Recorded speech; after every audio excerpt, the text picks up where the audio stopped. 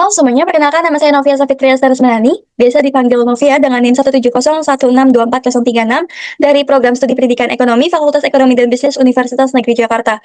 Video ini saya buat untuk memenuhi tugas ujian akhir semester mata kuliah Ekonometrika dengan dosen pengampu, Ibu Yeti Lastuti SPD MSE. Judul mini riset saya adalah pengaruh akses air minum layak dan belanja kesehatan pemerintah daerah terhadap indeks penanganan stunting pada 34 provinsi di Indonesia menggunakan data tahun 2019 dan data 2022.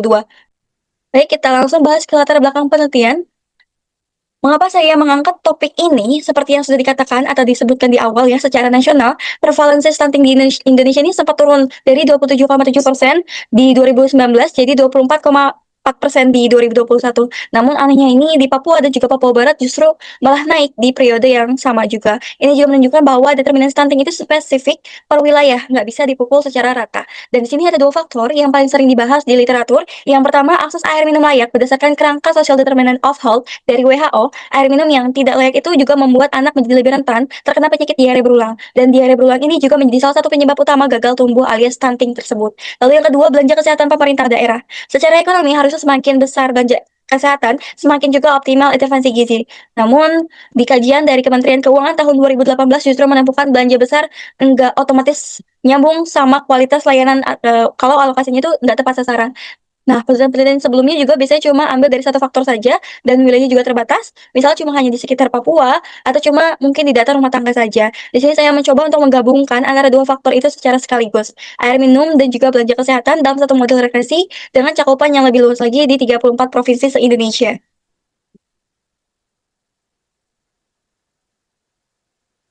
Baik, di sini kita membahas rumusan masalah dan juga tujuan. Dari situ, saya susun juga dari 3 rumusan masalah. Yang pertama itu, sejauh mana akses air minum layak berpengaruh terhadap indeks penanganan stunting. Kedua, sejauh mana belanja kesehatan pemerintah daerah berpengaruh terhadap indeks itu. Lalu yang ketiga, jika keduanya ini diuji secara simultan atau bersamaan, apakah berpengaruh signifikan secara simultan? Dan tujuan penelitiannya otomatis mengikuti dari 3 rumusan yang tadi, 3 rumusan masalah tersebut, di mana mengkaji pengaruh dari air minum layak, mengkaji pengaruh belanja kesehatan, dan mengkaji seluruh keduanya secara simultan terhadap indeks penanganan stunting di 34 provinsi. Agar analisisnya juga sesuai dan tidak asal, saya juga memakai 3 landasan teori. Yang pertama itu ada Human Capital Theory dari Baker di tahun 1975 atau 1975. Intinya kesehatan itu semacam modal manusia. Jadi status gizi anak di masa kecil itu juga menentukan produktivitasnya saat dewasa nanti. Lalu yang kedua ada Social Determinant of Health dari Solar dan juga Irwin tahun 2010. Ini yang mendasari hubungan air minum dengan stunting karena lingkungan fisik termasuk sumber air itu juga menjadi determinan struktural kesehatan. Yang ketiga di sini ada peran fiskal pemerintah dari Colibelli dan juga Gui tahun 2022 serta kajian Kementerian Keuangan 2018 di mana belanja kesehatan pemerintah daerah idealnya menekan stunting. Namun bisa jadi nggak signifikan jika alokasi anggaran ini menjadi kurang tepat sasaran. Dan penelitian terdahulu juga seperti Astuti di tahun 2022 dan Hasan Kadarusman di tahun 2019 secara konsisten juga menemukan air minum dan juga sanitasi itu juga signifikan, sementara pengaruh belanja fiskal itu hasilnya lebih bergantung atau bervariasi. Selanjutnya kerangka pemikirannya dari 3 teori tadi ya, saya juga build atau membangun kerangka pemikirannya. Di sini ada 2 variabel independen yaitu akses air minum layak sebagai X1 atau variabel satunya dan juga belanja kesehatan Pemda pemerintah daerah sebagai variabel X2-nya yang sama-sama diduga mempengaruhi indeks penanganan stunting sebagai variabel Y.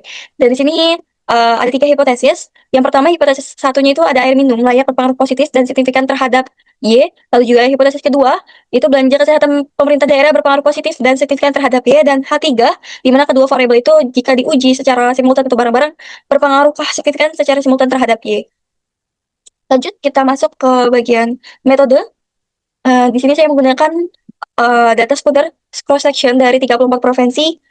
Variabelnya itu ya, indeks penanganan stunting dan variabel X1-nya itu akses air minum layak yang sama-sama saya ambil dari data BPS tahun 2019, sementara X2-nya itu belanja kesehatan pemerintah daerahnya saya ambil dari data DJPK Kementerian Keuangan tahun 2022.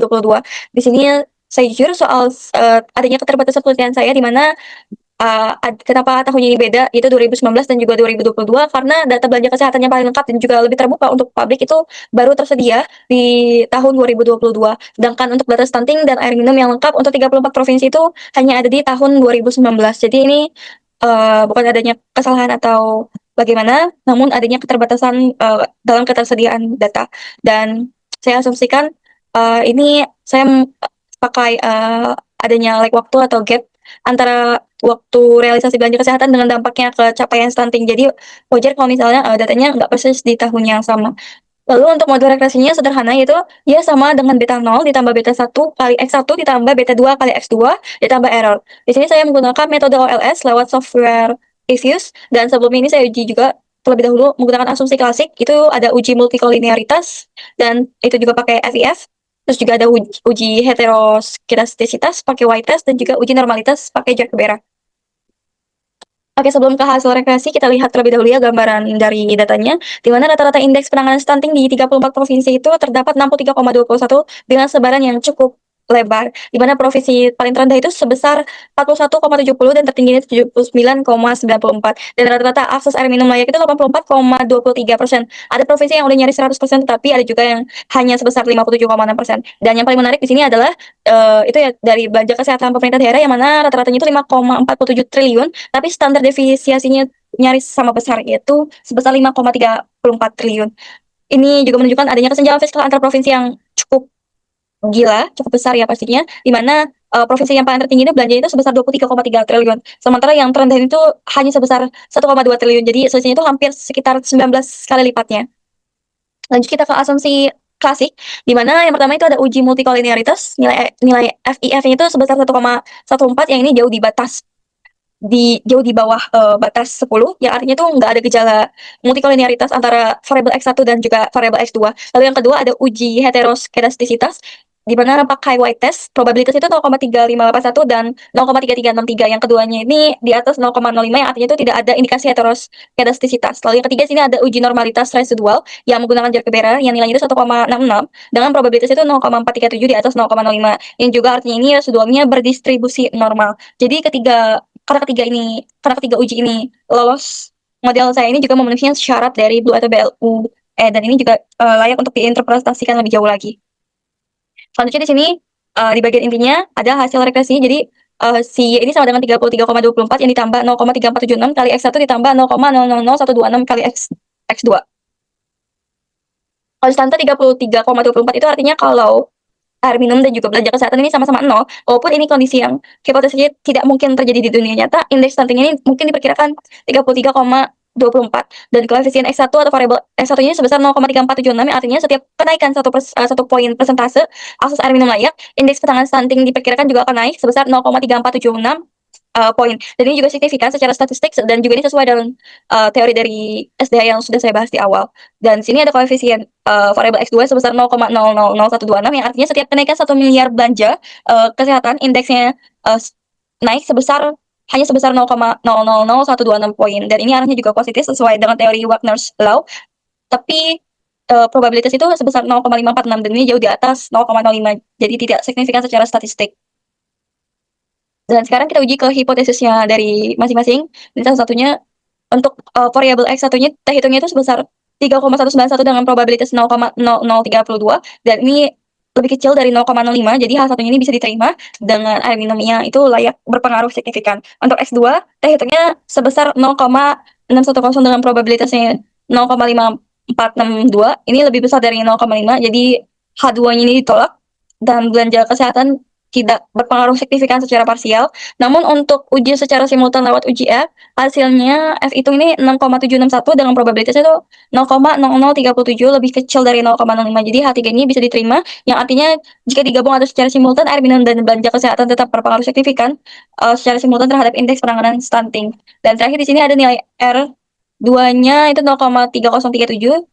Jadi hanya 30,37% variasi indeks penanganan stunting yang bisa dijelaskan oleh dua variabel ini dan sisanya itu 69,63%-nya dijelaskan oleh faktor lain di luar model ini. Misalnya seperti sanitasi dan juga pendapatan per kapita dan juga cakupan imunisasi sampai ke pendidikan ibu. Lanjut ke bagian kesimpulan dan saran. Jadi bisa saya simpulkan ya, akses air minum layak ini berpengaruh positif dan juga signifikan terhadap indeks penanganan stunting dan belanja kesehatan Pemda ini juga arahnya juga positif, namun belum signifikan secara statistik.